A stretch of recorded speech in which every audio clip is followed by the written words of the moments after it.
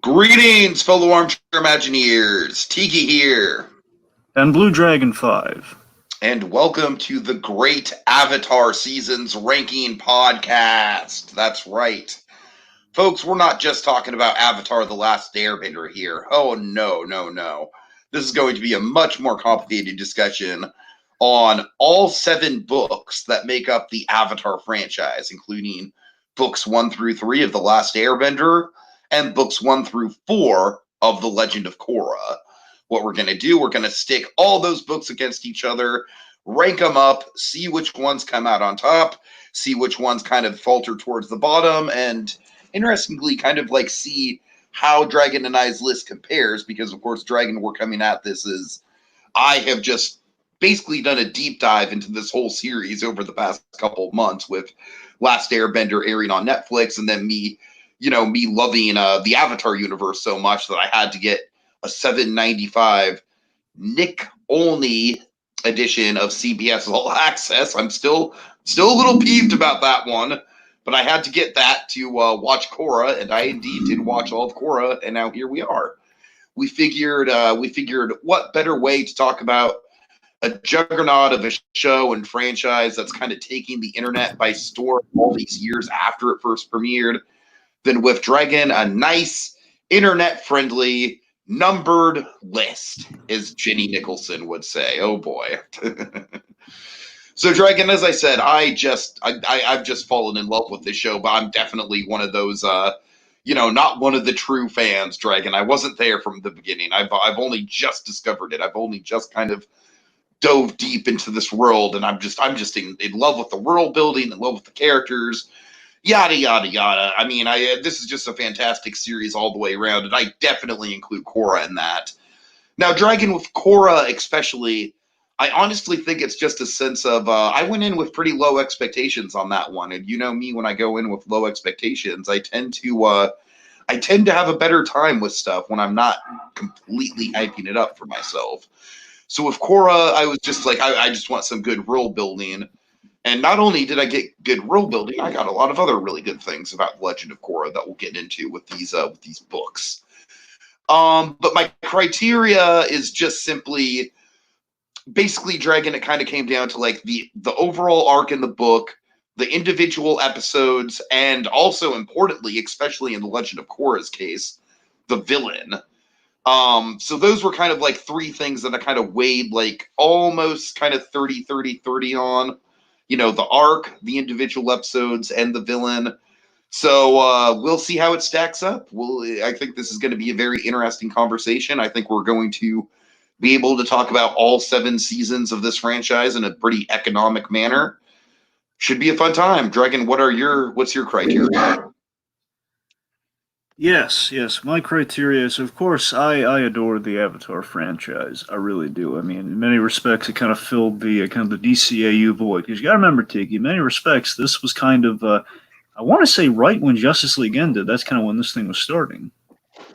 Sounds about right. I think JLU wrapped up in like 2005 or 6, and that's when book 1 of this was starting up, going all the way back to the original Avatar. So it's kind of like, I'm not saying I was like, I figured if I came in like the middle of book 1 or just the start of book, I don't know if it was if I was in reruns or not, because every week there were episodes on, but I guess there was like a block of episodes. Were you one of the people that had to watch The Great Divide over and over and over because of reruns? Probably.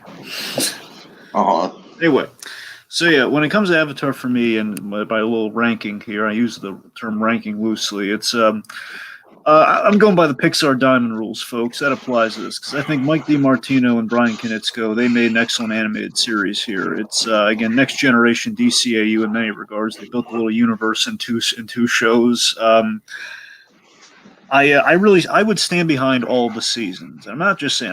I think I'd stand behind all the seasons. I mean, you pick any one, you can't really miss. But some, I will admit, some have holes or speed bumps. But like a lot of there's a lot to like in every season. That's kind of what I'm trying to get at here. There's a lot to like in every season, even some of the unpopular seasons that again might kind of find themselves towards a lower tier of things.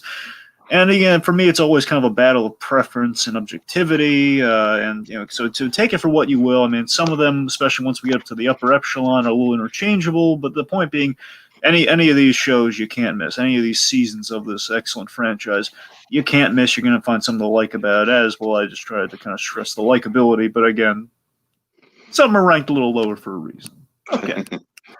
Speaking of which, Dragon, let's get to number 7. I have a feeling that we're going to have the same number 7, so do you want to say it in unison? We're not going to have the same number. We're not going to... Oh, okay, fair enough. Well, my number 7, then, Dragon, is Book 2, Spirits. Yeah, so this is, again, this is kind of the, again, objectively you might be right here, but you can tell the folks why. Book 2, Spirits, and Dragon, like you said, I want to just re-emphasize, you're absolutely right. There are no bad seasons of Avatar, and this season, for half of its run, did have me pretty riveted through the, I honestly thought the opening part of the Unalog stuff was pretty fascinating. The Lion King kind of brotherly dynamic that we had going on.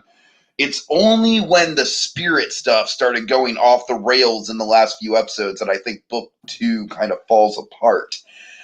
That being said, Book 2 introduced us to Varric, and Varric is wonderful. Varric is a goddamn god. And I love the Bolin subplot in Book 2. So even though it's ranked lowest, just because I do think it does have the worst finale of any of the Avatar seasons, and those final few episodes do kind of fall apart for me personally. This season is still a lot of fun, it really is. Unfortunately, there is still some love triangle stuff that I'm not crazy about as well, especially the whole bit with Korra losing her memory and conveniently forgetting about Mako's breakup. Mako just in general is a little bitch this season, in my opinion. He's kind of a little bitch through the whole series, in my opinion. I don't really think he ever gets all that much better. But Bolin, man. Bolin's my boy, and Bolin shines this season, so I don't know. Overall, Dragon, I am very surprised you don't have this at your number 7. I really am. Yeah, I honestly, in part, I kind of flip-flopped a few things because I was feeling that way, but also maybe gives a little variety. I don't know. A little bit of both. Okay, fair enough.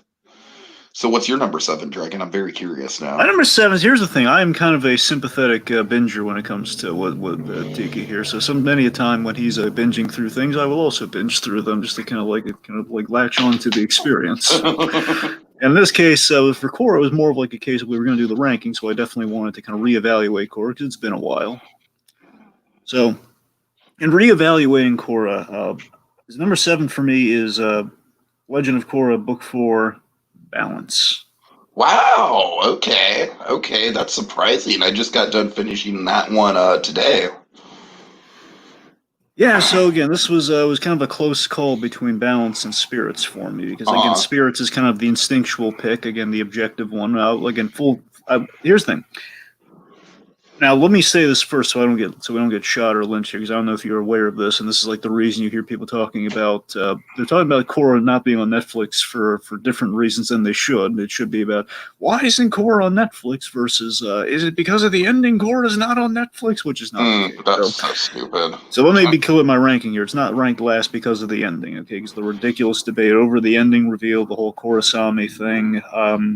I want to be clear, pairing's fine. I wish Nickelodeon let them set things up a little bit more leading up to it in the last season, but again, I don't know how much of that's the network's fault. The point being, it's like this mix of character evolution versus kind of like retroactive change with the ending reveal for me. That's always been it's been kind of like the issue, just like in passing, it's a cool thing, but saved the very last minute of the show. It's like, wait, what? Where was that? Right. I hear you. To tell you the truth, I knew it was coming, so it didn't really throw me off that much. But yeah, that's the thing. If you're watching for the first time, it's like, okay, I think that's because again, I think that's what they're saying. Man, that's cool. But where was that during? I mean, she wrote her letters. That's all we really got there. They wrote her letters and they had an argument. I guess that was, that's what they had going on. The point being, honestly, for me, it always boiled down to I thought the ending should have been the Tenzin scene because that would have been full circle, and that's how it all started, personally. But the point being, it's like, okay, it is what it is. I have no problems with it. So, Anyway, point being, the reason book 4 is at the bottom for me is that I think the story and how it fits in the whole arc of Korra is great. I think the story is great, and that doesn't put it at the bottom for me. Okay, the story was the best part of the season, like how it complements the arc and everything. Like I love the PTSD angle with Korra and her recovery since the end of season 3. Of course, love Varric. Love Varric and the whole spirit vine pseudoscience. That's really cool. I live for the Bolin Varric pairing. It's always gold when you put those two crazy kids together. But here's the thing. So Kuvira is a great character and a great obstacle that complements the anti-government theme of book 3, right? I liked Kuvira quite a bit, to tell you the truth. Yeah. I like the fact that she wasn't necessarily a villain. Like, she did have powerful bending techniques, sure, but those didn't define her like they did some of the other villains. Like, we had Zahir last season where, he had some vague political ideals, but really he was just a super powerful airbender, and that's what made him threatening. This is kind of the opposite, where she is a super powerful metal bender, and that does make her threatening, but what really makes her threatening is her ideology. And I think that kind of thing for an Avatar villain, kind of like, sort of taking, for lack of a better term, the kind of taking over the world sort of deal, having another Fire Lord Ozai, but not having the, but her having this kind of vain disguise of trying to help people through obviously conquering. I don't know. I kind of dug that, Dragon. I kind of dug that. That's honestly a big reason why book 4 isn't at the bottom for me. Well, Tiki, I like that too, but here's my thing. So Kuvira was a great idea for the season, which again, the story of the season linked with those elements are great, but here's where the thing breaks down for me. I think it copied a lot of the missteps of book 2. In a heavy regard when I rewatched it, and I just couldn't shake it. And that we separate our characters. I mean, time jump or not, we separate our characters without. Remember, we had that reunion episode in the 4th season. The big thing, like, hey, Team Avatar's back, Mako, Sami, and the Wu, and Korra, like the little, it's a little mini kind of reunion, which again kind of fell flat for me because it didn't feel earned, and also Bolin wasn't there, and also I don't like Wu at all. I hate Prince Wu. That's another thing. I hated that character. Oh, Prince Wu is a problem in that season. So that's what I'm saying. Honestly, it boils down to this. Out of all the seasons, I'd be more inclined to go back to 2 than I would book 4 because, again, I can't stand the Wu stuff. And, again, we have these disparate elements where the reunion isn't earned and we're just separating our characters. And the biggest problem is that we build up Korra, going up against Kuvira. I don't mind the build-up because Korra was taken out of the equation. We have the fight where Korra doesn't fare very well, and then we have round 2. I don't mind that, but my problem is because we've kept them so separate – it kind of hurts the parallel that we're saying. We keep hyping up like Kuvira is like a version of Korra, which I mean, not really, because I don't really have enough connective tissue between the two of them. You see what I'm saying? Yeah, I see what you're saying. And the mechs are a bit of a hard sell. I mean, I like the Vine pseudoscience, but I think like making a giant like mech in like kind of our 20s universe is a little, I don't know. I mean, with the giant mech, it's a bit of a hard All right, I have other things to say about this season, but I am generally agreeing with you here. It's interesting. I wasn't expecting to disagree this much about this season, but all right. Sure. So is that it? Oh yeah, just not a season I go back to that often, aside from the whole broken Korra thing in Varric. So yeah, it's 4 again, good, not it's not exactly one to revisit. Number 6 is one that I've been going back and forth on my number 6 and my number 5. They're both book 1, and I can't decide which book 1 of the series I like a little bit better. But Dragon, you're gonna probably hate me for this, but I'm gonna go book 1, Air, for my number 6. Here's the thing, don't get me wrong, Amon is fucking great. Everything with Amon is wonderful. We get taken on a wild ride with Amon, and I love every single last minute of it. It's all wonderful stuff. That being said, I feel like the first half of the season specifically was really a growing pain season. I did not get nearly as attached to these characters as I did to the Avatar crew right away. I still, to the very end of the series, didn't really care all that much for Asami and Mako. I really didn't. Not through the whole run of the show. Both of those characters just kind of fell a little flat for me. I can see the appeal with Asami, but I just didn't really attach to it myself. And with Mako, I just think that character is a bit of a joke, frankly. But I mean, even here, like Bolin doesn't really shine all that much until book 2. There's no Varric. I feel like the kids, especially Milo, are at peak annoyance in book 1. I mean, there's just a lot of problems in book 1. The pro bending is very confusing to me. I don't like going back to it. I don't like watching it. The love triangle episode, you know what episode I'm talking about, Dragon. That episode's just painful to get to.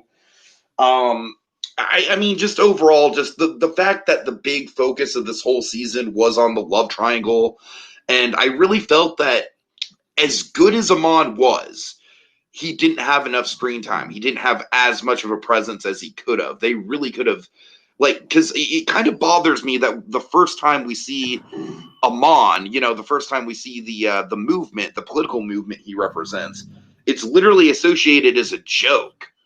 I'm not a big fan of that, Dragon, for one. So I don't know. It's a very interesting situation with book 1, because I feel like book 1, honestly, with Amon, he is one of the best villains of the entire Avatar franchise, and I won't deny you that. And for some reason, people don't like the mice and men ending with Amon, and I love it. What's your stance on that, Dragon? I think the ending's fantastic. I do too, but for some reason, I've heard people be like, "Oh, it's a cheap way to kill Amon. Amon could have been a reoccurring villain," and I'm like, that's just people who want more. Everyone wants more before they realize it can overstay its welcome. But again, to be fair, if they knew they were getting, maybe in the grand scheme, again, not like if you're there in the thick of it, it's like, I don't know, maybe it's like, hey, wait, I didn't know we were going to get exchange Amon for evil uncle. I didn't want that. Okay, that's fair. That's fair. Maybe that's why they're, I mean, in that respect, I'll give them that. But by the same token, I mean, come on, guys, we gave them an out, man. Let's stick with the out. So regardless, like I said, Dragon, it is a good season for sure. It's some great setup. I kind of feel the opposite about it that I do to book 2, where book 2, I'm really into it in the first half and then really kind of fall off of it. With this, it takes me a while. I really genuinely have to get through a good half of the season before I start to get really invested into it. But once I get invested, and once the Amon stuff really starts to pick up, I'm in it. I'm there, and I'm ready to go. So overall, very good season, but it has too many flaws for me to put it much higher than this. All right, you're number 6. I'm going to disagree with you on that one later. Okay, number 6 for me, surprise, surprise, is Legend of Korra Book 2, Spirits. Le Gasp. All right. So, this, here's the thing. Book 2 is, it's a mixed bag and a little underrated, if I'm being frank. While it is a mixed bag, I think it gets... Well, I mean, we do have the diamond philosophy, and we're not calling any of these seasons a bad season. There are a lot of people who think Book 2 is a straight-up bad season, so... That is, look, that's true. That's what I'm saying. This season always gets the bad rap. Even amongst, like, the creators have admitted, fans don't like Book 2. And it's like, and that's the thing. And they've said there were some missteps. And again, even they've admitted, like, there were a few things you obviously saw they went back to the drawing board when they went to season 3. So obviously they heard the criticism and then they made proper adjustments. But that said, there is a lot to love about Book 2. That again, as Tiki said earlier, he listed a few of the elements. It's basically, admittedly, one part of it for me is a little bit of nostalgia for when the core episodes were actually airing versus like the craziness that happened during like that Book 4 season where they were like, they can only find them online. And sure, yeah. Pre-streaming, folks, pre-streaming. It was like online, but it had like it was on the Nickelodeon website. Isn't it crazy how Korra was like one of the first shows to do that, and now like almost every show does that? Yeah. So here's the thing. So if season 1 of Korra is kind of as I like to refer to it, my analogy here, it's kind of the Batman Beyond season. It's very much like Batman Beyond season 1. It's very much like, okay, you're familiar with Batman, you're familiar with kind of the way this is usually done. You're familiar with Avatar. Now we're gonna do it again, and we're gonna change things up a little bit, but be our own show. And then season 2 feels like this is the big Avatar throwback season because of all the spirit stuff and going to the Southern Water Tribe. The whole North-South conflict. The point being, like, going to the water tribes, so we're revisiting some kind of classic Avatar stuff. So season 2 very much feels like that. And And again, like I think the separated elements here, I think they do play well individually. Where the Water Tribe, as you said, the Water Tribe Civil War, pretty interesting. Explores Korra's family, which I really liked. Intro to Varric, who of course like this genius Howard Hughesian kind of type, voiced by the incomparable John Michael Higgins, who was just gold. I mean, I love him. And I'm just gonna say it, Varric is like the best character on the show. Absolutely. Again, you don't get Varric because he came from the Water Tribe. That's his whole thing. He was a Water Tribe industrialist. You don't get that's the thing. Everyone forgets that about Varric. He's so again, they have the whole Nuktuk propaganda serials and the movers is genius. That's a fair part of the season. That whole idea, because of course. That's absolutely my favorite part of the season as well. Certainly. We have some great throwback stuff with Tenzin bonding with his kids, and of course also kind of learning about kind of the in between seasons through the children of the Avatar, children of Aang and Katara, which is nice. Kind of like see him kind of get an insight into what the family life was like with Bumi and Kai and all that sort of stuff. Of course, I mean, there are the great ideas in this. Like I like making Mako a cop. It gave him something to do, which was nice. I wasn't crazy about with the whole frame up subplot, but again, that's kind of bridging into the whole like love triangle thing you're talking about. So that's kind of where that comes from. I think we can both agree. I think some of the best parts of season 2, Avatar 1, the Avatar 1 origin of the Avatar stuff. That's the origin of bending in the Avatar is great. Like we actually find out. I'm like of two minds of that because the standalone 2-parter is wonderful. That's what I'm saying. Yeah, but then that episode introduces all the concepts that then go on to derail the rest of the season. I would argue this, Tiki. I'd argue when the two halves mix, like this is like the midpoint where we introduce the in a 2-parter. It's like that's the clear-cut story. But when the spirits intertangle with the Water Tribe story, that's when the chaos happens. Yeah, totally. That's when we get the Amnesia, the stupid Amnesia plot line. That's when we get the evil Uncle Unalaq, the obviously evil Uncle Unalaq. I love how they roast Unalaq in the season 4 recap. I know, that's what I'm saying. They are self-aware of how season 2 went down. They know it.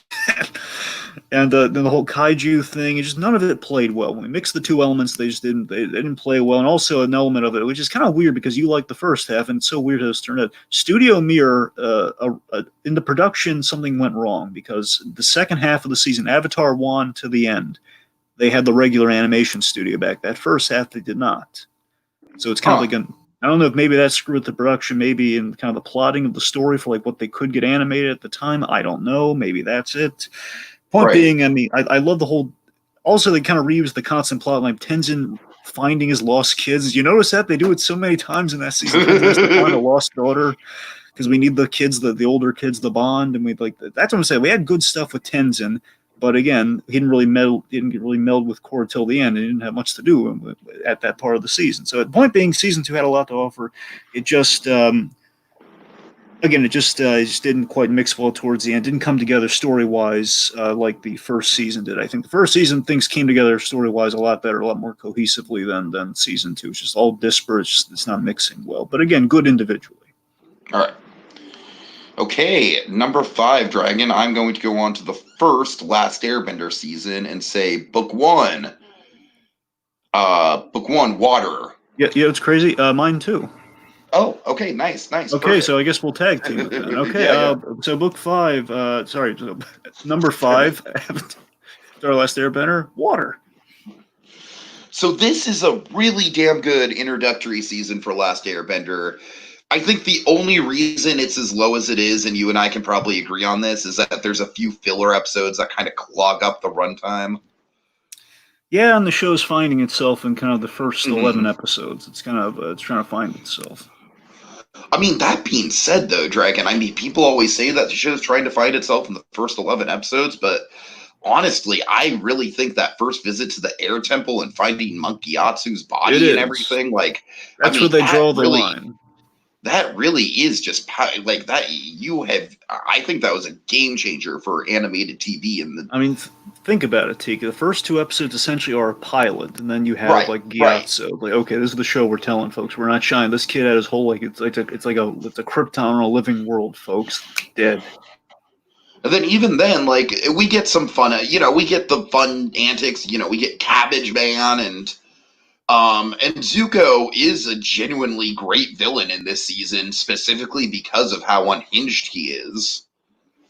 Certainly, and again, there was, of course, I think the big tipping point. Again, here's the thing: even if you just take the first 11 as they are, you have classic and overall a book one classic season. It gets the foot in the door for the demographic, and that okay, we're a Nickelodeon show, and again, compared to Nickelodeon shows around that time, it was like, hey, this is still a huge step above, even if we are just kind of like just doing kind of like globe-trotting fun adventures and just kind of like what have you, and again with like a little bit of substance like Yatso.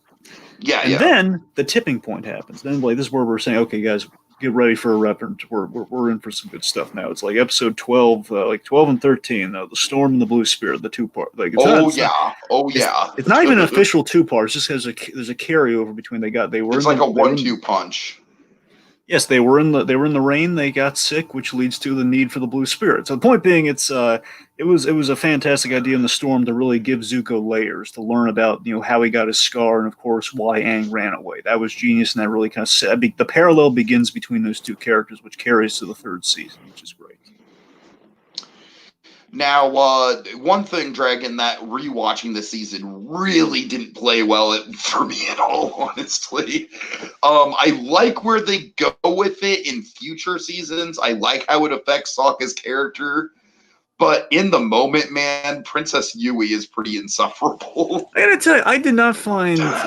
Look, I mean, I take it with a grain of salt because I really like She's Sokka. So melodramatic, Dragon. She's so melodramatic. I felt the melodrama situation was silly. Like, why did you have to marry this guy? But by the same token, I thought they were a nice match. I liked seeing them together. I like the whole activity gag. It was so cute. Like the whole doing activity together. Like that was cute, man. And it was sad to see her turn into the moon. It was a nice moment.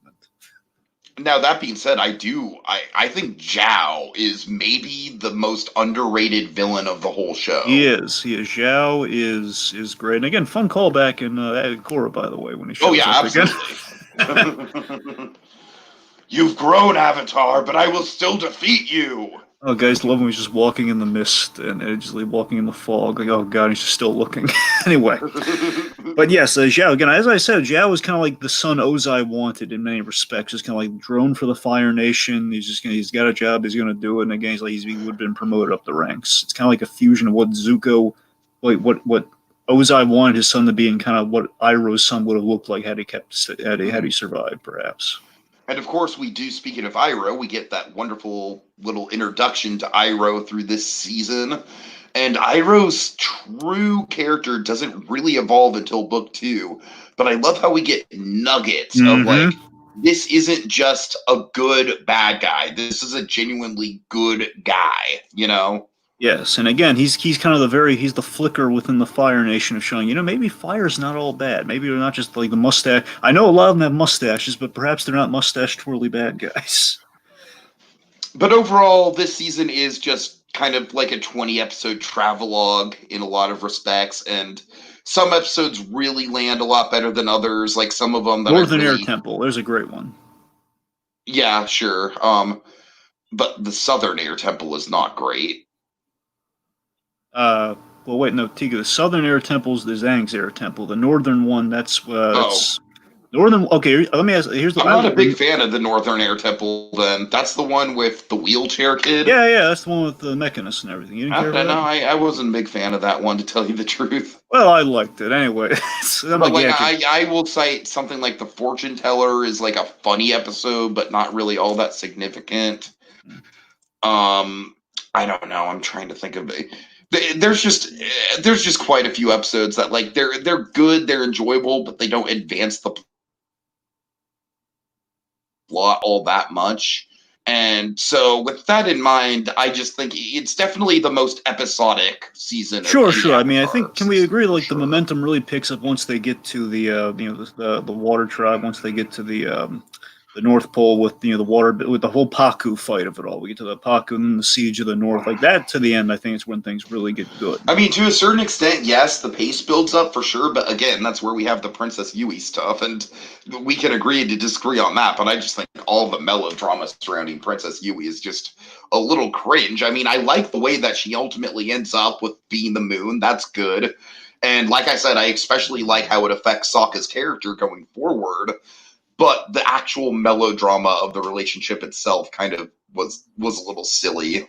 Well, sure, but regardless, we do hit like the big thing we kind of hit with the tradition of Avatar is we hit the really impressive finales, where of course we have Zuko getting stuck in the storm with Aang, and of course Ko the face there. We kind of begin they finally figured out how to really use the spirit world. Like there's this creepy stuff in the spirit world, like a very Miyazaki looking spirit world at this stage of the game. It's very point being, like, I think overall seasons it works with a really great third act to the first season in some respects. Okay, well, I know for a fact that we're not going to match on this one, so let's get to number 4. I'm going to let you go first this time. Okay, yeah, we are not going to agree on this one. Okay, number 4, Legend of Korra, Book 3, Change. What? Okay, I want to be clear. I agonized over this one. This is the interchangeable thing, all right? Number 4? It was hard. Man. It was a difficult choice. This is definitely the biggest.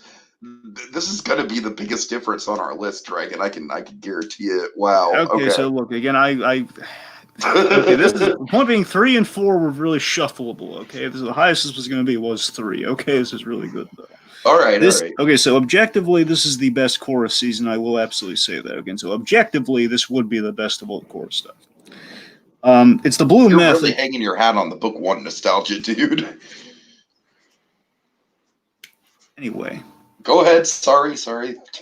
So objectively, again, the best Korra season. It's very much it's like the blue meth approach, like Batman: Mask of the Phantoms. Everything turned out right for this. It's a well-oiled machine, story-wise, addictively good. I mean, there's so much to love. With the Red Lotus, obviously the MVPs.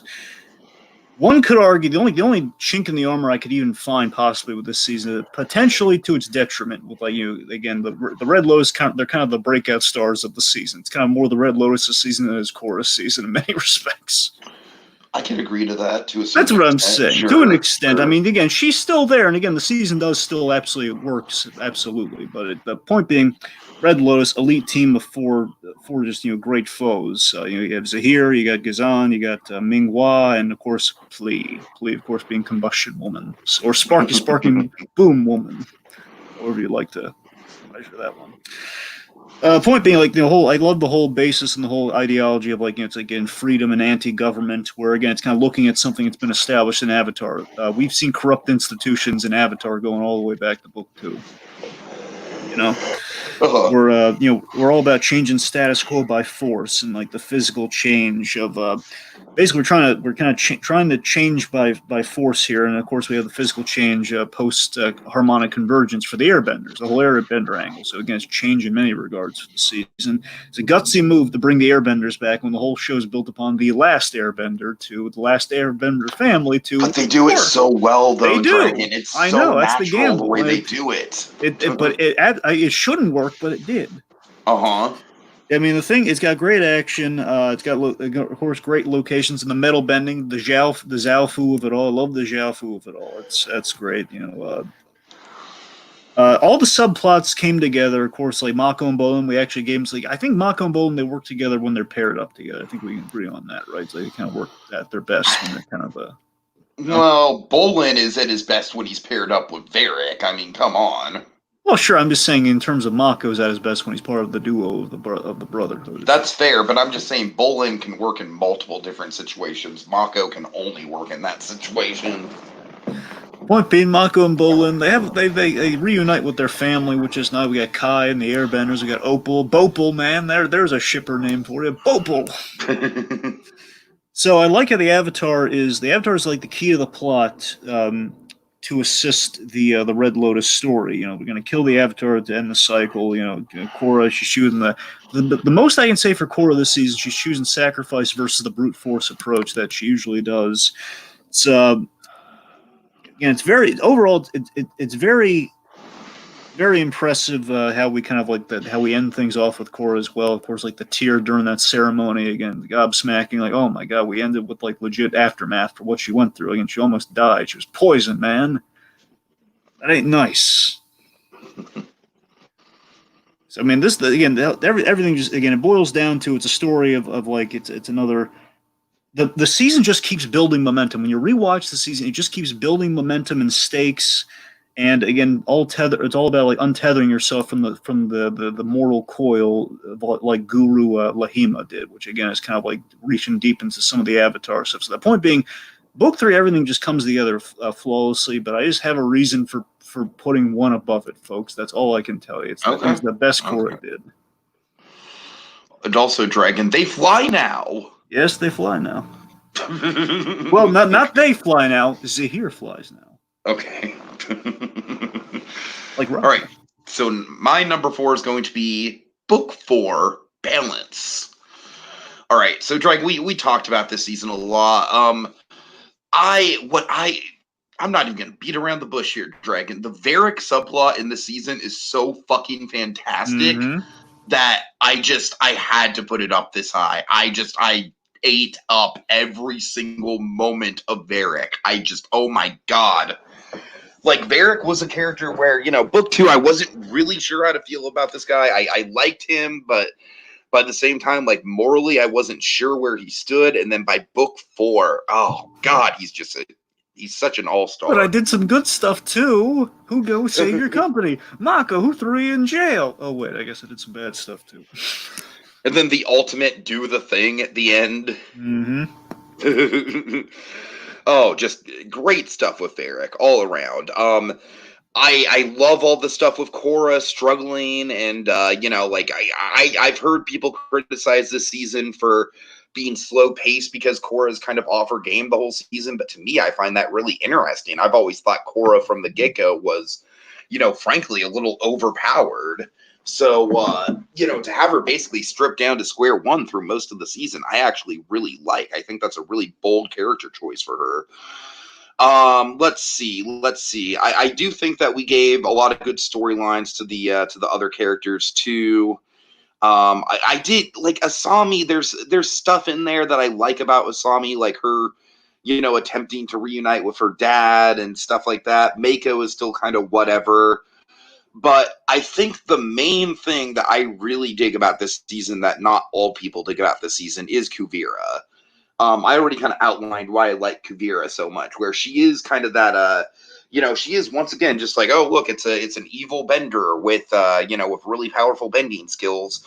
But at the end of the day, her bending skills are almost an afterthought to just her diabolical mind and her political ventures. And I just find her to be so cold and ruthless, and just the way she tears apart families and just tears apart whole nations. It's a really creepy villain, Dragon. She really got under my skin a lot, to tell you the truth. I mean, I think Zahir is obviously the more iconic villain, but I think that she is probably the better written villain because I understand her motives. I understand what she's going for.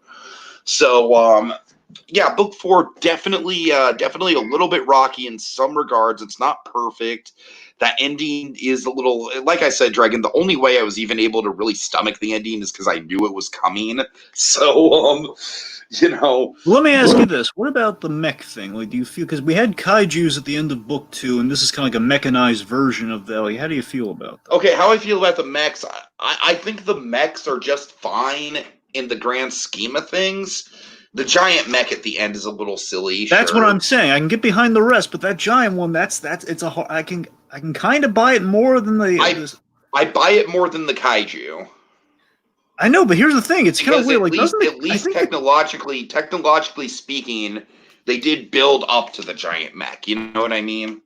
They did, but that's the weird thing. I hear what you're saying. It just sounds crazy because the kaiju, like, I can buy the magic made that thing happen. Spirit magic made that thing happen. Like, we built a giant platinum robot with essentially the weapon on its. I don't know. It's always, that's the thing going back to, like, really, we ended on a giant mech? Did we do that? Yeah, we did. But Dragon, like I said, I don't really think of it as ending on the giant mech. I just think of it as ending on a really scary warlord character. So Kuvira herself is who I think we're ending on. I mean, I don't think there's anything wrong with Kuvira, Tiki. The only thing I got against is, again, one, I mean, I really respect this season trying to do the theme of balance in Korra's journey and trying to find balance in the world and everything. And again, it's a great epilogue. I feel it's a great epilogue season because again, 3 can't be the ending because of that. The ending of 3. 3 needs like a little resolution after that, so you need 4.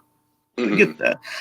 And honestly, a part of it is like we're missing a lot of. There's Tenzin's barely in this season, which also kind of rubs me. I agree. That's not great. I agree. Let me ask you this: honestly, here's my actual point. Here's that. I feel pacing is kind of what hurts the season, and that it's not that like I don't mind that Korra's taken out of the equation. She's weakened a little bit because again, that's fine because she meets Toph and goes on a little journey. That's perfectly fine. Of course, the Kuvira, we're building up the menace there. That's all good, but I feel we're meandering a little. We're clicking our heels till the end there. And of course, biggest example of this, while it is funny in places, the clip show episode. Oh, the clip show episode was a waste. And again, I felt so bad for him because this is 100% the worst the Nickelodeon meddling got because Nickelodeon told them they ran out of money, so they had to do a clip show. Oh man, that's what happened. Here's the thing, Dragon. Here's the thing. I feel like if it was all the Varric stuff, it could have been amazing. Yeah, that's the thing. I mean, they basically Tiki. I believe in there. They did the best they could. They did the best they could with being told you have to do a clip show. I think it's the best. I got to be honest with you. The only one that I don't care about is the Korra one. That's what I'm saying because it's all flashback. It's all like recap. Right. But I think the Mako one is honestly probably the most entertaining that Mako ever gets. It like at least it's kind of self-aware of the fact that this guy kind of sucks. And do you remember they are self-aware of the Mako? That's why Mako gets kind of fun, kind of crapped on in a funny way in book 3. That's why like they're throwing him around there and like, oh, I'm the scary firebender, and they're like, hey, we reverse this. Like they're kicking him around a little bit for book 2. Right. But yeah, I don't know. The Varric one really, I really wanted a full mover. Yeah, I mean, Varric pitching a mover, and that just I mean, it would only make sense, right? Because like in the time of the Last Airbender, the plays would be the big thing, hence the Ember Island players, and we've already had movers, so you know. The other thing, Ember Island players was their original solution to doing a clip show, but they're doing it right. But here's the thing, Tegan, when they do an Ember Island players or they do a Nuktuk thing, it's like the kinescope thing from Toy Story 2. You have to go to a lot of effort to make something look old and or like not impressive, but to make it look impressive in all the right ways. I guess that's true. That's the problem. Yeah. That's what I'm saying. I feel like that's them kind of, they have to click their heels because they kind of plotted for a longer season, but then they run out of money in certain respects. And it just feels, if the season were shorter, maybe I think it might be a little tighter. And again, the mech, it's a losing battle with the mech. But the point being, if the season were shorter and we could have paired up, Korra's story with Kuvira's story a little bit more, maybe it would have. I think maybe it would have melded together just a little better and would have been. I don't know. The point being, I hear your points. All right. Okay. Number 3. Yes. What do you got? Number 3.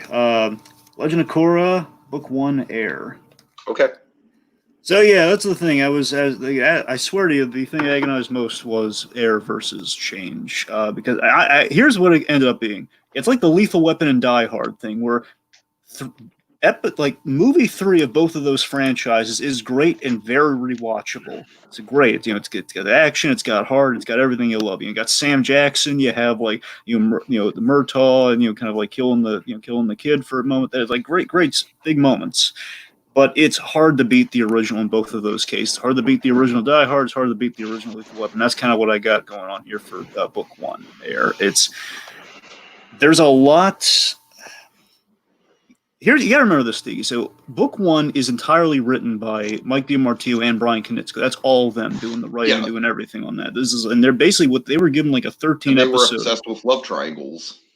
Well, here's the thing. Let me get to that. So they're given like a 13 episode shot at doing more. Like, hey, you did Avatar. We want to do more with you guys. The 13 episodes on love triangles. Well, let me get to it. Go ahead. I'm sorry. Anyway, so they're given a 13 episode shot at doing more, which kind of leaves the whole Batman Beyond for Avatar angle I've been kind of going on about here. Okay, we're in the same world, same universe, but we're doing our own thing decades later. So again, which leads to, okay, what were we not able to get to in the Avatar series? Like, what are some interesting questions we have left on the table that we as showrunners, as the guys creating all this, we could really kind of like really dig into? So they doubled down on the namesake. Okay, the next Avatar. Avatar does not purely mean Aang, which means, okay, well, Avatar, as we've set up, goes to somebody else down the line once Aang passes away. Therefore, we're in the future. Therefore, what does the future look like when we kind of set up like ages and ages ago? We get to the 1920s, which is cool. New setting. Again, it's like all the world building of season one. This at the end of the day, this season was more Korra's season. This really kind of put her merit as a character, where it proves that the Avatar formula wasn't just about Aang. It was about this whole premise of this whole lineage of a reincarnation cycle, and like these really cool characters. Anyone could be an Avatar, kind of born into it, that could kind of go on this adventure. Sure. And we have this genius world building, a lot of these logical follow-ups to Avatar: Last Airbender, where we're kind of reflecting the world today in this 1920s era of like, if we have power in the world today, we can't just have clear-cut heroes like, yeah, these are the bending guys who save the day and they have powers and we're cool with that, right? Of course, today it's like, we're questioning it. We have some truths though. Not all benders are good guys, which makes sense. We had Azulas in the world. We had Zhaos. Not all benders are good guys. There is an aftermath, and there's an aftermath to the bending, which kind of leads to this fascinating slant to a battle for equality. Where of course you think battle for equality. We've seen this in life. Battle for equality is always a good thing. Well, what if there was a slight antagonistic slant here, where it's a fair issue that maybe it's not the best thing. We have like these people with superpowers, essentially, with these bending abilities. That also we have like crime factions. Maybe this could corrupt people. It can make them bullies. Institutional corruption versus personal corruption. Like it's like a thin line. Really good stuff there. And of course, we voiced this so perfectly with Amon. And this is what drew me over the line, Tiki. The Amon parallel between Korra and Amon's story is what really won me over, because again, we have like a strong parallel between these two characters, a dichotomy between Amon and the Avatar period, where it's the standout of this book. It's the symbol for Amon is the symbol for the everyman versus benders. He does what Aang did to Ozai at the very end of that book, taking bending away, which is a big thing. And I think the hugest thing when you rewatch it is that, like Roku did when he kind of caused the 100-Year War that Aang didn't clean up. It was Aang's responsibility to clean it up. Aang kind of caused Korra's problems this whole season. Aang created this whole mess by what he did to Ozai. Aang did like an act of God thing, which of course he did again with Yakone. The awesome flashback of season one, the Yakone stuff is fantastic, which kind of leads to the tragedy of Amon's upbringing. And of course the aftermath of bloodbending, these next level bending ideas, there's a consequence to them. There's bending and there's sick and wrong bending that is now out in the world, that word of mouth gets across in 70 years. We have we have the water bending connect. Korra is also a water bender. The mastery versus, my point is there's a lot of really great parallels between these two. Now, that said, at this point in the stage in the game, the creators were very well aware of the shipping that's going on. I think they let shipping get into their heads a little bit there, because they were always combating Katang and Zatara and that whole thing going on during the show, and they always it didn't matter to them because she's going to end up with Aang. Why do we got to entertain all this? So they entertained it, and I will give them points on this regard, Tiki.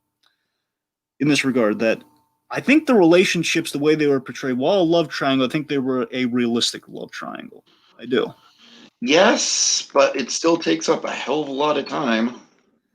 Now look, book one, I don't think it took up one episode, one episode and one episode and then the logical follow-up to one, then we have to say who's going to end up with who. I'll admit. To agree to disagree on this, Dragon. I am not going to back down from not liking the love triangle, my friend. I'm not telling you to like the love triangle. Who's telling you to like the love triangle? Anyway. I'm just saying you're trying to defend it, and I'm not going to give you the satisfaction of me agreeing with you. At the end of the day, for me, with the whole shipping angles, I want them to just pair them up with somebody and just keep it that way. Okay, I don't care who ends up who. Just pair somebody up and leave it that way. Book one entertains the notion that relationships don't work out and they meet someone else. And I wish just stuck in Tenzin's case. He meets somebody else and they stick with that. Okay, didn't work out with Asami, ended up with Korra. We can't stick with that. No, we gotta keep bouncing back and forth. That Mako going from Asami to Korra, Asami to Korra. So why can't we stick? That's where it gets frustrating. I put all of the shipping on book two for me. That's where I go with it anyway. I hate Milo. That's never going to change. He was the black mark on book 1. I hated that kid so much, and I still don't like him. I think he gets like marginally more tolerable as the series goes on. He does, like inch by inch. Book 3 is probably his best because he's barely in book 3. That's it. That's why he's probably at his best. I looked at book 4 again, like, yeah, he's still doing this Milo stuff, which he's still not great. He's still not great. But again, book 3 is probably the best Milo you're going to get, though. It's like, okay, he's just doing this. Okay, he's just barely in it, so a win-win. So, man, my point is, I could have gone home happy after 1 season of this. Like, they didn't know they'd come back for more. I could have, like, at the end of the season, I could have gone home happy, and I got to give it points for that. You know, like, we literally put bending on a pedestal at the pro bending of it all, and we called it out on that. Like, you know, this is not right, says Amon. Okay, they're going somewhere with it. We have a beautiful ending with Amon. There's a lot to love. And, of course, Lin Beifong, need I say more? Bro. Okay, my number 3 is going to be book 3. Drum roll. Fire. Yeah, still saving book 3 of Korra. Okay, so book 3, Fire, the finale of The Last Airbender. Dragon, there's so much to love about this season that honestly, the only reason why it's this low comparatively is that I think the other 2 seasons still on the list for me are perfect seasons.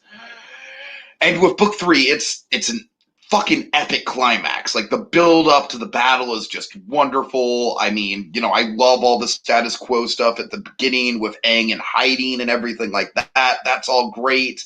All the character dynamics, you know, all the oh god, all the Zuko versus Azula stuff. The Iroh and Zuko redemption storyline, all of that, it just hits so far out of the park. It's all great stuff. The Ember Island players, wonderful episode. That being said, the only reason it's down this low is because I think there's a couple filler episodes, most notably the Footloose episode, which I still think is. You really have it out for the Footloose episode. I honestly think it's one of the worst episodes of the whole series. Oh, come on. It is not that. It's a little random. It isn't that bad. Come on. I mean, The Great Divide, you like better than this episode? Really? No, not The Great Divide, but like I've heard that the one episode from book 3 of Korra with Tenzin and the Air Temple people is really not liked, and I certainly like that episode better. That's crazy. That's a good one. Well, that's what I hear through the fan base, Dragon. But also, Dragon, this is going to be a little bit controversial, but I am not that big on the structure of the second half of book 3, where basically all the members of Team Avatar go on a little journey with Zuko. I just think that it's all good stuff. Don't get me wrong, of course. And that, you know, we get the prison breakout, we get the bloodbending episode, of course. It's all really good stuff. My only problem with it is that it feels a little bit formulaic and the pacing is a little bit off because and I like how Toph literally calls it out. It's like, hey, I want to go on my life-changing adventure with Zuko. You know, I don't know, like that well, what's whole the problem stretch, with that? That whole stretch of episodes to me just feels like it feels like, okay, we gotta really integrate Zuko into Team Avatar, and in order to do that, we gotta have some standalone adventures. There's no problem with it. It's just a little bit predictable from a formatting point of view and from a storytelling point of view. Now, like I said, obviously, and I mean, to tell you the truth, with the finale, it's a 4-parter, but it just kind of like blends together as like one movie for me. Well, that's kind of the point. So, I guess for me, there's a couple episodes I really don't like here. I think the pace of the season is just a wee bit off, just a tiny bit off. And overall, other than that, it's fantastic. I just happen to think the other 2 seasons on my list are perfect. So I don't know what else to say. I mean, you know, I'm sure you'll have some stuff to say about this one. So, oh God. All right. So that's about it. Sorry, I don't have a ton to say about that one. That's probably me not being completely head over heels for book 3 might be my hottest take in this whole thing, to tell you. Yeah, I mean, some people have actually put that one as their number 1. It's not book 2. It's not book 2. Oh no. Okay. All right, Dragon. Time to get to the penultimate. I like how we don't have runner-ups or honorable mentions or anything. It makes it's be kind of impossible, Tiki. I know. Unless we wanted to like count in like the comic, the tie-in comics, which we're not gonna do. Right. Okay, so number 2, Dragon. All right, number 2 for me is Avatar, Book 3, Fire. All right, cool. That means we have the same number 1. I kind of realized we probably should have just tag teamed Fire. The point being, well, now we're here. I'm just going to weigh in on Fire. Okay, so anyway, so I got to be honest. I mean, I think objectively, this might also be a case where I think there was a very solid argument made of this being the best season in regards of all the rankings here. I mean, Book 3 is really great. It's set the stage with Book 2. Book 2 set the stage for the season, and this season we're in the enemy camp. I love the switch of Aang and Zuko with the whole redemptive honor story. I need to redeem my honor. Again, having Aang say those words, that's big. And of course, Zuko looking within himself this season, asking, I achieved the impossible dream, but do I want it now? Like, what? Again, asking some really interesting questions. Like, Zuko's gotten everything he wants, and Aang is like he's as far back as he ever could be. He's like back. Not only is he a fugitive, he's a fugitive who failed, who got killed. In quotes. So yeah, honestly, this is kind of like a taste of Book 1 and 2 with the adventure in the we're in a stationary location, kind of like Book 2. We're kind of, again, especially towards the beginning, we're kind of globe-trotting around the Fire Nation. We're in one stationary location, but again, a little episodic at the start of things, just kind of going from place to place while we're in hiding. So again, it's a little bit of a mix of the first 2 books. Again, it's very much them learning as they go here, like what worked individually in those seasons. And of course, we kind of the first half of things, we kind of go to the eclipse, the big eclipse. The analogy I have for Book 3 is that the eclipse story is kind of like the Infinity War, where we bring back all the old friends. We have like the big story. Of course, obviously, it doesn't end really well for our guys. And of course, Endgame is very much when Zuko comes into play. Zuko's kind of like he's the Ant-Man in the equation, if you will. He's the new chance that we have the stopping the Fire Lord. Zuko kind of come into play. It's Again, we have some fun episodes like some fun introspective episodes like the beach, for example, kind of the John Hughes. Beach. I love the beach. That's one of my favorite episodes of the whole series, honestly. Another one you love, Puppet Master. It's the bloodbending one. Mm-hmm. And of course, I mean, there's some fun ones along the way, like Sokka's Master, which also that one's more of a love letter. It's a meta love letter because Sifu Kisa, the guy who did all the fighting on Avatar, he's the model for that teacher, which is really cool. So that's kind of cute. So again, like Zuko on Team Avatar, it's a long awaited. People have been aching to see this one. I like the little Zuko adventures, and again, I argue that they have done the. I dislike them. It's just that I feel like by the end of the run of them, they get a little bit formulaic. Well, what I say is they kind of took your problem and they fixed it, Tiki, where they took like kind of like the throwaway episodic, but they made the episodic with a point where, hey, it's Zuko doing it now. So and also they're taking away a little trust in Zuko, a little lesson from Zuko, like the revenge thing with the Southern Raiders. Southern Raiders, one of the best episodes of, not counting the finale for Book 3. Southern Raiders, the big Katara mother backstory and the big revenge story. Now, what I love about all of this, and here's what I'm getting. I was mentioning, I'm not just name dropping for the sake of name dropping here. I'm going somewhere with this. I love how the second half with those stories, especially like Southern Raiders and the Zuko kind of tales. They're all about moral complexities of does the Avatar kill the Fire Lord? Where earlier in this season we have excellent episodes like the Avatar and the Fire Lord, the whole friendship spanning age. Like Uncle tells Zuko that his other grandfather is Avatar Roku, which is genius. Mm-hmm. And all of these complexities lead up to the point where, okay, in the past, Roku didn't kill his friend, where he probably should have to end the war. And now Aang is in a position where he has to kill the Fire Lord. Where again, it's like he's a kid who's also a monk. Does this even if he's the Avatar, is he capable of doing that? And of course, I already mentioned with Korra. Again, there's a really great kind of consequence to it, but he doesn't in his stay. But the point being, Aang's in a no-win situation here, and he kind of finds a way amidst all this. So I love that we've kind of linked together things through kind of like the little. We've taken the episodic episodes and we've kind of given like a little seed that definitely comes to full bloom once we get to the payoff for the whole season here. Of course, Iroh, he's an MVP. He's doing like the whole Art of War thing in jail, where he's getting all buff, and he's getting ready to join the White Lotus and everything. The whole scene between him and Zuko is freaking beautiful. Mm. Azula, oh my god, Azula's at her most terrifying as she unravels in the Agni Kai, and she just gets again great Aliles. Oh my goodness, she's terrifying. Okay, I have one more hot take. What do you got? So Ozai. Yeah. Conceptually, he's a terrifying villain, right? Because, of course, of how he's treated his children, just the warlord element of it all. But Dragon, honestly, I don't think Ozai has all that great of an on-camera presence. I really don't think he doesn't have that magnetic of a personality. Conceptually, he's great. And if you look at just the list of crimes he's committed, he's probably the most evil villain in all of the Avatar universe. I just do not think this guy has a screen presence of an Amon or a Zahir, or an Azula.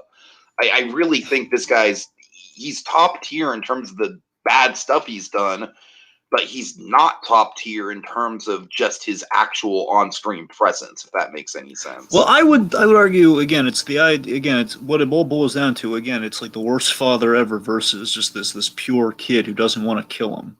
It's like a parent. It's like adult versus kid, which again is kind of the whole thing of the show. Is like these are kids going around the globe and kind of growing up before our eyes, and kind of this coming of age story of over 3 seasons. And I think you're right about that. I think the whole kind of the writing style with these guys and with the show and what they've done with their villains is that, again, the more interesting guys aren't all the way villains. They're villains they're people who become villains through going too far in their ideologies. Where Ozai, he is just we're kind of examining again in the historical sense the Avatar is kind of trying to go for in the original series, that some people are just pure evil and you can't reason with them. That's what Aang has to come across. So I think we set that up well. This guy's not listening to reason. There's no talking him out of it. There's no armistice. There's no rationale. There's no humanity to this guy. This guy's just a bad guy who's ruined lives around it. That Aang, we the audience think Aang should kill this guy and not think a second thought of that because we the audience aren't.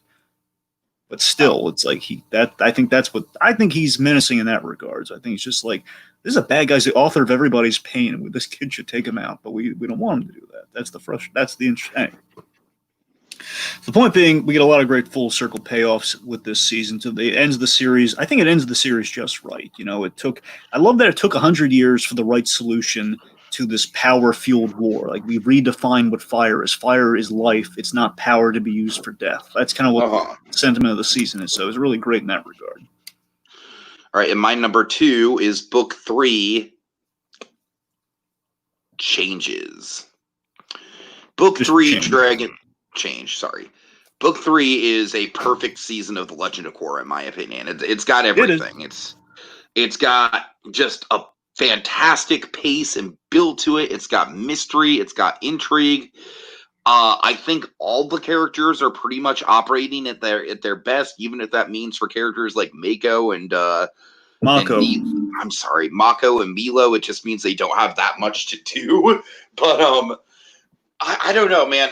From the first moments of this season where Zahir gets broken out and then Boomy inexplicably has airbending, that was such a fun twist to kind of start things off on. We just go, and I love, this is my favorite Tenzin season, Dragon, and I do think it's a shame that Tenzin really kind of gets very underwritten in the last season, because I think Tenzin is on fire here.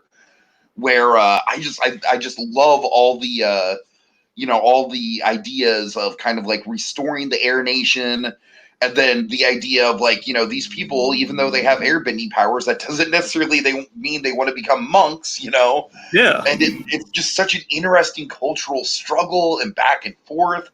And then all the stuff we learn about the Beifong sisters and Sue's family.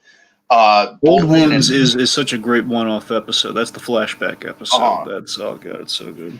Bolin and Opal just make a fucking adorable couple, and honestly, so do Kai and Jinora. They're both really cute together. Yeah.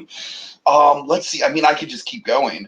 Now, let's talk about Zahir, because obviously Zahir is the reason everyone remembers the season so well. Dragon, I think Zahir is an example of a villain who can't be reasoned with, who doesn't have, honestly, all that great of a motivation. but who is scary and intimidating and has a presence to him. And that's where I think Ozai kind of fails, where Zahir really is like, I mean, let's face it, he is kind of like the embodiment of that older, kind of not parental type, but he's like this wise kind of sage guy, except he is just very, very evil. But I love how calm he is. I love how collected he is. He never breaks a sweat throughout most of this season. He infiltrates the air temple. He just kidnaps Korra with ease. I mean, this guy is scary. He's efficient. I think his lackeys kind of give the whole team a good run for his money, a good run for their money. Give the whole team Korra a run for their money. But he really is the guy at the center of it. And Dragon, honestly, the reason why this season's so high, I mean, I still think it's just a perfect season regardless. It is.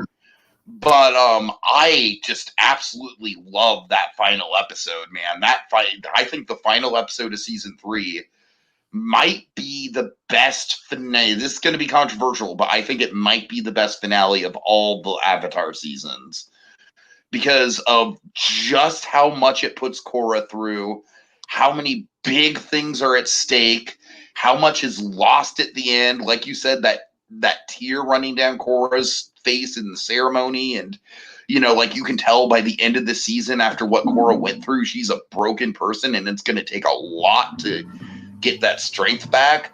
Zahir is a villain who has so much, like, he is such a ghost through book 4, and not in a silly 13 Reasons Why Monty's ghost type of way. You know what I mean? Like, he just haunts season 4. So in that regard, man, not only is book 3 just conceptually and from top to bottom, I feel like every episode works well together. It all flows. The pace is wonderful. The stakes are super high. But it also just does a fantastic, and it even introduces Kuvira and stuff like that, So it does a fantastic job of building to the end game. Sorry. Go ahead. The thing to note with Zahir is that Zahir does have a motivation, though, which is just a smart motivation. He's all about, it has this huge moment. He kills a queen, man. He kills the Earth Queen. Very cool. My God, which is like a moment that's so creepy. It's almost out of Game of Thrones.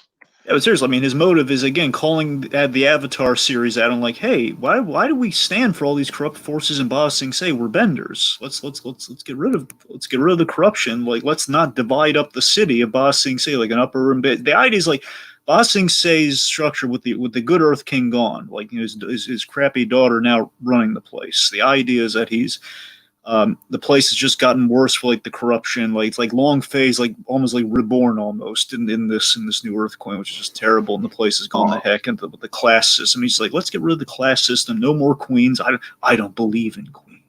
That whole thing. It's it's great. The other thing, Rollins is he's so great in the role. He's just so quiet. And again, like the evil airbender, but not just like arbitrarily. It's not like we had a dark Avatar in book 2, which is just like, okay, I mean, it kind of gets like, okay, we're taking the whole Avatar idea, spirit inhabiting the body, therefore it's an Avatar, which is can be given the namesake of the show. But it's like, oh, it's an evil one. This is like, okay, what if we took someone? This guy was obsessed with airbenders before he could even bend. That's great. Yeah. That's what I'm saying. So everything worked out like gangbusters there. And I love how we have episodes like The Stakeout, which is all about like sitting around waiting and talking. There's very little to no action in that episode, but it's captivating. It's all about the conversations that you're talking about why he's doing this. Just the stall her. Remember, he's telling her everything. He's monologuing, but he like while his body is meditating, he's like whispering to his guys, "She's at the Misty Palms." Like, yes, it's great. Again, like there's nothing but gold in change. I do not fault you at all for putting it number 1. I mean, it's either Boulder. Well, putting it number 2, I should say. I don't. I admire the chutzpah, right? Really, it's a fantastic season. Again, it really holds up on the rewatch. To rewatch is probably the best part of the Korra rewatch. I got to. Okay.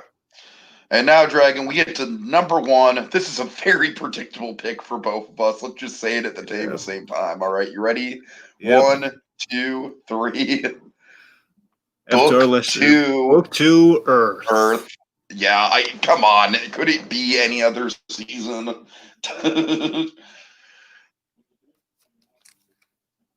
let's see. I don't even know where to start with this. Okay, It's a novel, man. okay. I don't even know where to start with this. It's a novel, man. Okay, let me put it to you this way. Put it simply, this season, the reason, at least for me, the reason it's number one, I imagine for you to some extent, is that it's a perfect balance of Avatar in all fronts. Generally, in perpetuity, this is a balance of what the Avatar show is, right? Because you got globetrotting, you got character growth, you got great Hmm. villains, you got moral complexities, you have commentary on corruption. We have a really Got memorable insane amounts of location. world building. Exactly. We have a downer ending, which of course is kind of patented forever. It's all about the downer endings, really. That's what I'm saying. Some of the maybe just look at your pictures now. We have downer endings, but they make for excellent seasons, apparently. And book two, of course, one of the big things it did is it brought Team Avatar fully together with Toph. And honestly, it makes rewatching book one just a little bit more boring because Toph's not I there. know that's the thing. Top adds the outsider perspective. She's the MVP. Right, She's one of the right. MVPs of the she's the new blood. She's the great new blood of the season. She's like Uh-huh. she's the new addition. She jazzes up again, kind of our globetrotting kind of adventure element of the show because we have this really broad personality outside the perspective of our guys. She's kind of like a bending daredevil, more like if Stick had a daughter, Oh it would God. be tough. You know, it would be tough. I love Azula and her crew. Yeah, They did such a great job of giving characterization to both Ty Lee and May, where they're not just muscle; they are like living, like fully fleshed out characters in their own right, with hopes and dreams and aspirations that just happen to be on the wrong side. And of course, how that gets paid off in book three is also really great.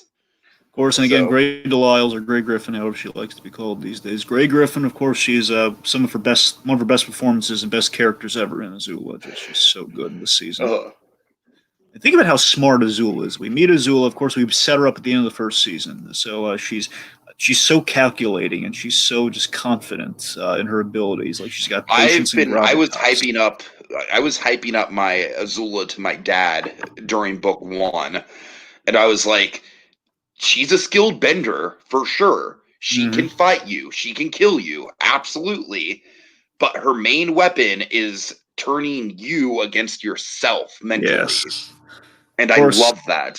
I mean, think about some of the stuff she accomplished. To give you a short list here, of course, big one. The episode "The Chase" is one of my favorites of book two. The Uh-huh. Chase is has the Western ghost town ending, where of course, big shock and awe moment when she hits Iroh with the lightning. No. And again, I remember when I saw it for the first time, I didn't know Iroh was okay at the end of that, and that's how the episode ends. Like, Dooku's like, no, it's like, no, how could you? And of course, she's doing that. She's trying to drill. She successfully breaches a wall of Ba Sing Se, which hasn't been done since Iroh, going all the way back then. So remember how big that is. And then she does the whole Trojan horse thing with the Kyosho Wars, which is chilling. That was probably the scariest moment all of Avatar for me, was just them showing up. Yeah. Again, those wonderful down endings of like it's not even a down, it's a sense of dread ending. Like, oh no.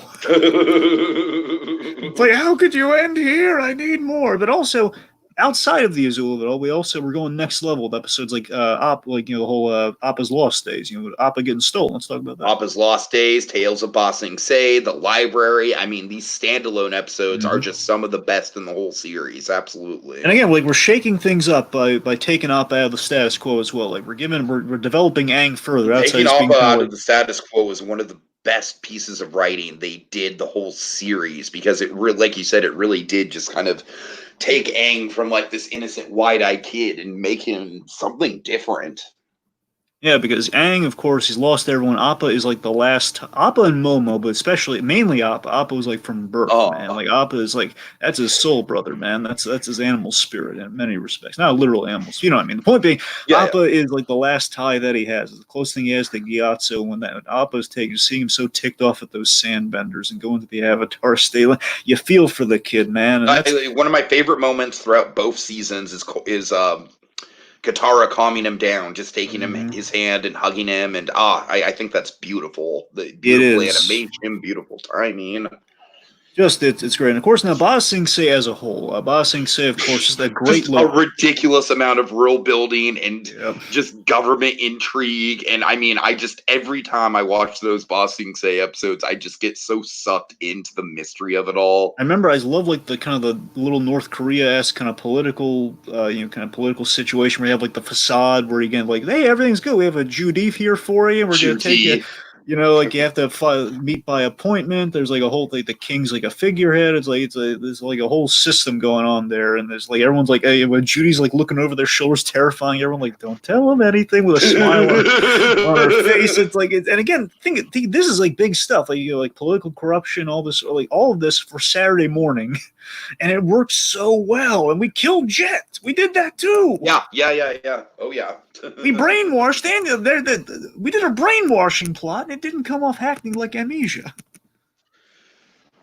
Yeah, overall this season, and then of course, Dragon. We're not even talking. How have we gone this whole time and not even talked about fucking Zuko and Iroh? I mean, Jesus Christ. Okay, so Zuko and Iroh, of course, they make the season special. If Toph's the MVP, then again you have Toph, you have Azula, and you have Zuko, and I have so many great elements of the season. But what I love so much, as I mentioned before we did the Iroh thing, I love that we reversed Zuko's role this season, which is a really fresh idea. He's like Zuko, he's out. He has no ties, no chance of fulfilling redeeming his honor as far as he's concerned. So we're beginning to we're fleshing out Zuko, and we're rooting for him more.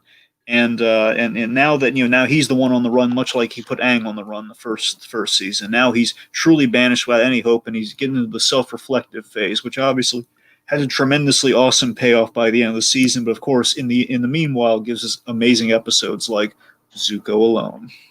Yeah. Oh God, Zuko Alone, another standalone episode. Jesus Christ. That's what I'm saying. How the hell does this season have so many great standalone episodes, yet it's also the best, like the best story, like from top to bottom. It's so incredible how they did that. It's wonderful. Season 3 rests on the laurels, and I'm not faulting it for that, but book 2 is where the laurels come from.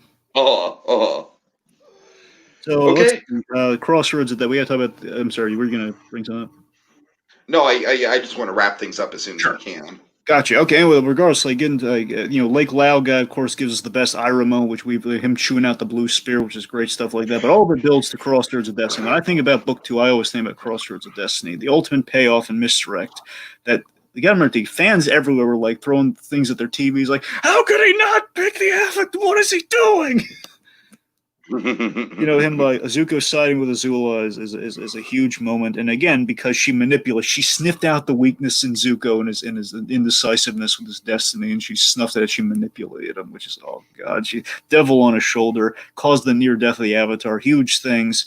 Again, all of this built upon. I love how the ending with the Crossroads of Destiny is built upon Aang and Zuko yet again being paralleled. They were willing to sacrifice what they loved most to achieve their goal, where again, Aang sacrificed Katara, like to sever all the ties so he could get into the Avatar state and, evolve himself, which led to lightning, which was not good. And of course, Zuko, of course, kind of like turned on his uncle, which was very painful to him, and he's going to feel that one getting into book 3. So that's what I'm saying. So, Zuko wanted to define his own destiny, not just do what the fans want. The fans want me to go with Team Avatar. They're going to have to wait for it. Right. Yeah. Season as a whole, it's fun, it's interesting, it's complex. It's again, it's Avatar. Again, resting on creating the laurels in the first place. It's firing on all cylinders in a manner of speech. Firing on all cylinders is absolutely everything you want. It's the perfect kind of testament to what the series and the universe have to offer. It's fantastic. Okay, Dragon, and with that, let's just quickly go through our ranking one more time, and we'll call it a night. Okay. So for me, I have at number 7, Book 2, Spirits. Number 6, I have Book 1, Water. Number 5, I have Book 1. Oh, I'm sorry, I switched that around. Number 6, I have Book 1, Air. Number 5, I have Book 1, Water. Number 4, I have Book 4, Balance. How's that for balance? Number 3, I have Book 3, Fire. Number 2, I have Book 3, Changes. And number 1, I have Book Sorry, Dragon, with all these I know, it's ones getting and a little... numbers. Yeah. A lot of numbers. Yeah. All All right, right, write yours down. okay, also, you might want to ditch the crawl. Gotcha. All right, okay, here's a little recap. My ranking, I'm going to keep it simple here. Okay, number 7, Korra, Book 4, Balance. Number 6, Korra, Book 2, Spirits. Number 5, Avatar, Book 1, Water. Number 4, Korra, Book 3, Change. Number 3, Korra, Book 1, Air. Number 2, Avatar, Book 3, Fire. Number 1, Avatar, Book 2, Earth. All right, and with that, that's our rankings of the Avatar franchise. Thank you folks so much for listening. It's been a fun time. Of course, we will be covering any and all news regarding the Netflix live action reboot, which apparently needs more LGBT representation. Dragon, that's an article I saw, and I very much disagree with that. But again, I don't know what people are. That's a whole other can of worms, Trey. Whole other can of worms. But anyways, all right, folks. Have a good night. See you later. Hope you enjoyed this one. Which element are you? Julie, do the